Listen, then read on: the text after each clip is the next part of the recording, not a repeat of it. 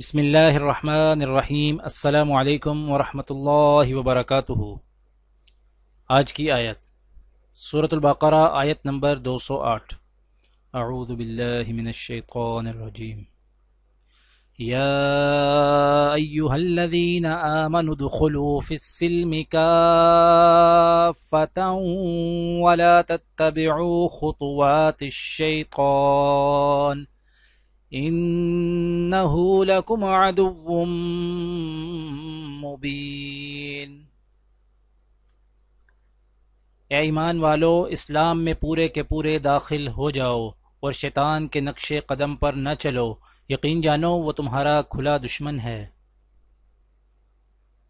آج کی دعا۔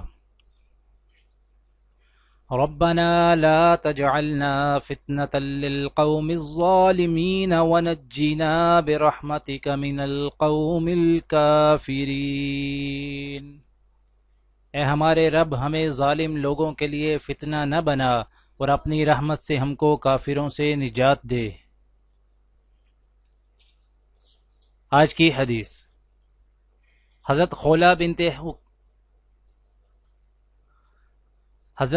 بنت حکیم سلیمہ رضی اللہ تعالی عنہ سے روایت ہے کہ انہوں نے رسول اللہ صلی اللہ علیہ وآلہ وسلم کو یہ فرماتے ہوئے سنا، جب تم میں سے کوئی کسی جگہ پہنچ کر اعوذ بکلمات اللہ التامات من شر ما خلق کہتا ہے تو اس جگہ سے روانہ ہونے تک کوئی چیز اسے نقصان نہ پہنچا سکے گی۔